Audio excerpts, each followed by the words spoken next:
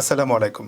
আপনারা দেখছেন সিভিএন TV USA সংবাদ বুলেটিন। সঙ্গে আছি আমি আনাল হক। শুরুতেই এসেনশিয়াল হোম কেয়ার সংবাদ শিরোনাম। 2026 সালের জানুয়ারিতে বিশ্ব স্বাস্থ্য সংস্থা থেকে বেরিয়ে যাবে যুক্তরাষ্ট্র। যুক্তরাষ্ট্রের আদালত ট্রাম্পের নির্বাহী আদেশে সাময়িকভাবে স্থগিত করেছে। উপদেষ্টার পক্ষ থেকে কিংস পার্টি করা হবে বলে শোনা যাচ্ছে, বলেন রিজভি। এবং বাংলাদেশ সীমান্তে বিএসএফ এর অপস অ্যালার্ট জারি। শুনছিলেন এসেনশিয়াল হোম কেয়ার সংবাদ শিরোনাম। এবারে বিস্তারিত। যুক্তরাষ্ট্র 2026 সালের 22 জানুয়ারি থেকে বিশ্ব স্বাস্থ্য সংস্থা থেকে বেরিয়ে যাওয়ার ঘোষণা দিয়েছে। প্রেসিডেন্ট ডোনাল্ড ট্রাম্প সম্প্রতি একটি নির্বাহী আদেশে সই করেছেন, যার মাধ্যমে দেশটি আনুষ্ঠানিকভাবে সংস্থাটির সদস্য পদ হারাবে। জাতিসংঘ ইতিমধ্যে যুক্তরাষ্ট্রের পক্ষ থেকে নোটিশ পেয়ে গেছে। ট্রাম্পের মতে করোনা ভাইরাস মহামারী এবং অন্যান্য বৈশ্বিক স্বাস্থ্য সংস্থা মোকাবেলায় WHO ব্যর্থ হয়েছে এবং সংস্থাটির সদস্য রাষ্ট্রগুলোর রাজনৈতিক প্রভাবমুক্ত হতে পারেনি। 2020 সালে ট্রাম্প প্রথম এই সিদ্ধান্ত নিতে চেয়েছিলেন, কিন্তু প্রেসিডেন্ট জো বাইডেন ক্ষমতায় আসার পর তা বাতিল হয়।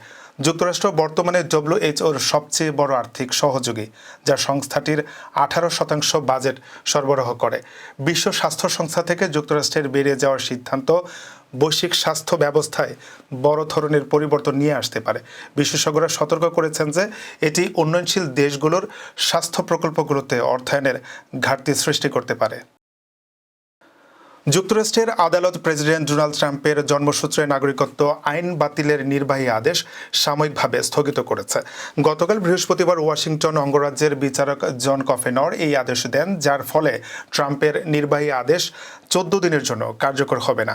ট্রাম্পের নির্বাহী আদেশে নথিপত্রহীন অভিবাসীদের সন্তানদের জন্মসূত্রে নাগরিকত্ব পাওয়ার অধিকার বাতিলের প্রস্তাব করা হয়েছিল, যা যুক্তরাষ্ট্রের সংবিধানের 14th সংশোধনীকে চ্যালেঞ্জ করে।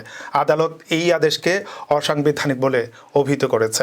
এই আদেশের বিরুদ্ধে যুক্তরাষ্ট্রের 22টি অঙ্গরাজ্য, 2টি শহর এবং নাগরিক অধিকার সংগঠনরা মামলা করেছিল।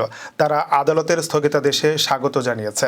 ট্রাম্প প্রশাসন এই আদেশের পক্ষে আপিল করার ঘোষণা দিয়েছে এবং প্রশাসনের মুখপাত্র বলেছেন, এই আদেশ মার্কিন সংবিধানের সঠিক ব্যাখ্যা প্রদান করছে।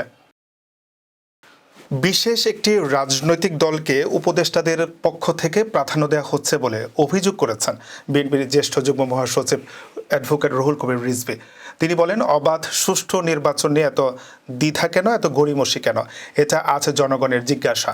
শুক্রবার সকালে বিএনপির প্রতিষ্ঠাতা জিয়াউর রহমান ও তার ছোট ছেলে আরাফাত রহমান কোকোর 10ম মৃত্যুবার্ষিকী উপলক্ষে বনানী কবরস্থানে ফুল দিয়ে শ্রদ্ধা জানানোর শেষে সাংবাদিকদের এইসব কথা বলেন তিনি। রুহুল কবির রিজভী বলেন, আমরা শুনতে পাচ্ছি উপদেষ্টার পক্ষ থেকে কিংস পার্টি করা হবে। আমরা এও শুনতে পাচ্ছি বিশেষ একটি রাজনৈতিক দলকে উপদেষ্টাদের পক্ষ থেকে প্রাধান্য দেওয়া হচ্ছে। এজন্য কি রাজনৈতিক দলগুলো সরকারের নিরপেক্ষতা নিয়ে প্রশ্ন তুলতে পারে না? বিএনপির জ্যেষ্ঠ যুগ্ম মহাসচিব বলেন, মানুষের ধারণা অন্তর্বর্তীকালীন সরকার একটি নিরপেক্ষ নির্বাচন করবে, অনন্তকাল ধরে তারা সংস্কার করবে, এটা হতে পারে না।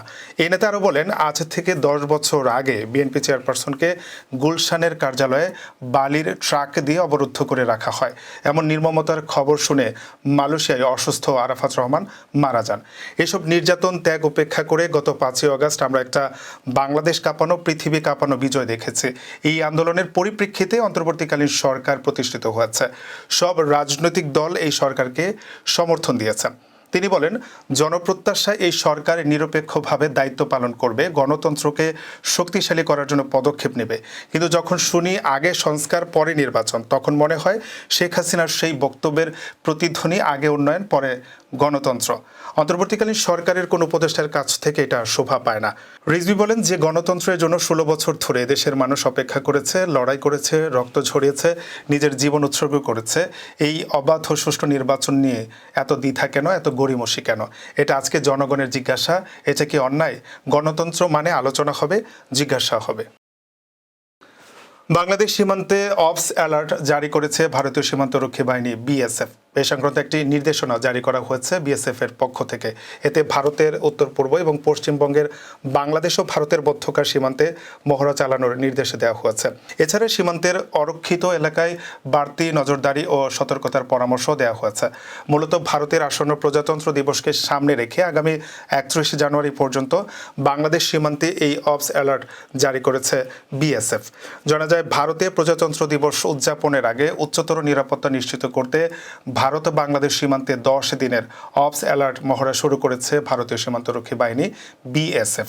একটি সরকারি বিজ্ঞপ্তি অনুসারে বাংলাদেশের পরিবর্তিত পরিস্থিতি বিবেচনা করে 76তম প্রজাতন্ত্র দিবসের আগে এই পদক্ষেপ নেওয়া হয়েছে। ভারতের উত্তর পূর্বাঞ্চলীয় কয়েকটি রাজ্য এবং পশ্চিমবঙ্গ মিলিয়ে ভারতের সঙ্গে বাংলাদেশের মোট 4096 কিলোমিটার সীমান্ত রয়েছে। বিজ্ঞপ্তি জারি করে সীমান্তের দায়িত্বে থাকা সবগুলো বর্ডার আউটপোস্টগুলোকে সতর্ক করা হয়েছে। বৃহস্পতিবার সন্ধ্যায় জারি করা নির্দেশনায় বলা হয়েছে 23 জানুয়ারি থেকে আগামী 31 জানুয়ারি পর্যন্ত বিএসএফকে অত্যন্ত সতর্ক থাকতে হবে। এই নির্দেশনাকে বিএসএফ এর পরিভাষায় নাম দেওয়া হয়েছে অবস অ্যালার্ট। এবারে কর্ণফুলী ইনকাম ট্যাক্স সংবাদ শিরোনাম। এসিডিজি নিয়ে ডক্টর জর্জ এ গারল্যান্ডের সঙ্গে শিক্ষার্থীদের সভা। নরসিংদী জেলা সমিতি ইউএসএ ইনকের কার্যকরী পরিষদের অভিষেক এবং আটলান্টিক সিটি জিটনি অ্যাসোসিয়েশনের নির্বাচনে জয়ী 3 বাংলাদেশিকে সংবর্ধনা। আবারও স্বাগত সিবিএন টিভি ইউএসএ সংবাদ বুলেটিনে। শুনছিলেন কর্ণফুলী ইনকাম ট্যাক্স সংবাদ শিরোনাম। এবারে বিস্তারিত। নিউ ইয়র্কে জাতিসংঘ association USA southern new York ডিভিশনের সভাপতি ডক্টর জর্জ এ গারল্যান্ডের সঙ্গে শিক্ষার্থীদের টেকসই উন্নয়ন লক্ষ্যমাত্রা নিয়ে একটি প্রাণবন্ত ও অনুপ্রেরণামূলক সভা অনুষ্ঠিত হয়েছে। গত 23 জানুয়ারি এলহাম একাডেমির আয়োজনে জামাইকার 165তম স্ট্রিট এলাকায় এই বিশেষ আলোচনা সভার আয়োজন করা হয়। এ সময় ডক্টর জর্জ এ গারল্যান্ড শিক্ষার্থীদের সঙ্গে এসিডিজি নিয়ে একটি প্রাণবন্ত ও অনুপ্রেরণামূলক আলোচনা করেন। ডক্টর গারল্যান্ড তার বক্তব্যে এসডিজির গুরুত্ব ও তা বাস্তবায়নের সম্ভাব্য উপায় তুলে ধরেন। তিনি বলেন, একটি টেকসই ও সমতা ভিত্তিক ভবিষ্যৎ গড়ে তুলতে তরুণদের সক্রিয় অংশগ্রহণ অত্যন্ত গুরুত্বপূর্ণ। জলবায়ু পরিবর্তন মোকাবেলা, মানসিক স্বাস্থ্য সচেতনতা, শিক্ষাক্ষেত্রে বৈষম্য দূরীকরণ এবং পরিবেশ রক্ষা, এই সবগুলো ক্ষেত্রেই তরুণদের উদ্ভাবনী উদ্যোগ বিশ্বকে এগিয়ে নিতে পারে। অনুষ্ঠানে অংশগ্রহণকারী শিক্ষার্থীরা বিভিন্ন সামাজিক সমস্যার সমাধানে নিজেদের পরিকল্পনা ও উদ্যোগ তুলে ধরেন।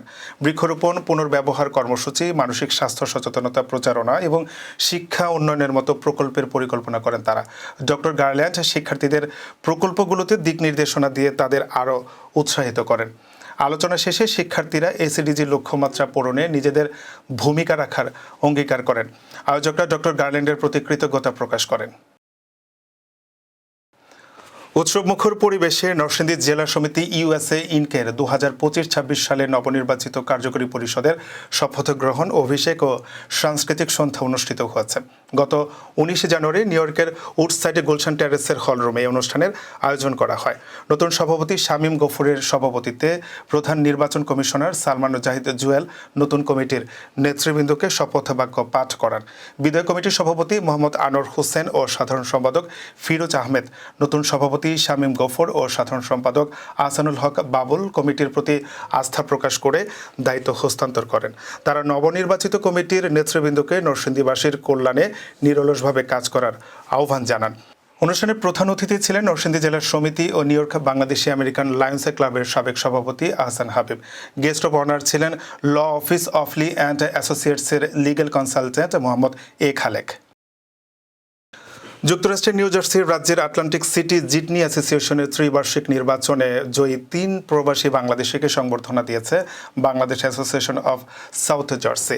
বুধবার রাতে সিটির ফেয়ারমাউন্ট অ্যাভিনিউর বাংলাদেশ কমিউনিটি সেন্টারে সংবর্ধনা অনুষ্ঠানে ছিল কথামালা, সম্মাননা স্মারক প্রদান, সঙ্গীতানুষ্ঠান সহ নানাবিধ আয়োজন।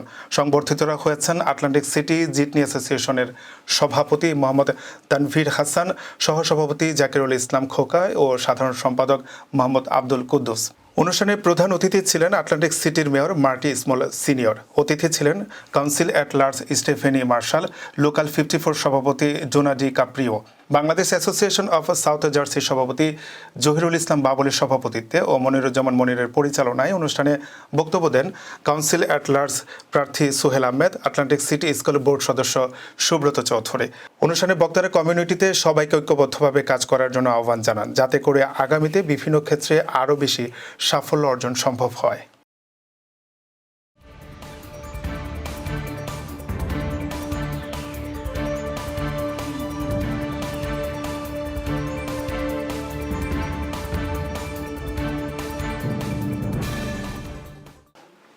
প্রতিদিনের উল্লেখযোগ্য ঘটনা কালক্রমে রূপ নেয় ইতিহাসে। চলুন এক নজরে দেখে নেওয়া যাক আজকের দিনে ঘটে যাওয়া উল্লেখযোগ্য কিছু ঘটনা। 1328 সালের আজকের এই দিনে ইংল্যান্ডের রাজা তৃতীয় এডওয়ার্ড বিয়ে করেন। 1458 সালের আজকের এই দিনে প্রথম ম্যাথিয়াস হাঙ্গেরির রাজা হিসেবে অভিষিক্ত হন। 1857 সালের আজকের এই দিনে ভারতে প্রথম কলকাতা বিশ্ববিদ্যালয় স্থাপিত হয়। দর্শক, এই ছিল সিবিএন টিভি ইউএসএর সংবাদ বুলেটিনে। শেষ করছি, পরবর্তী বুলেটিন দেখার আমন্ত্রণ জানিয়ে এতক্ষণ সাথে থাকার জন্য ধন্যবাদ সবাইকে।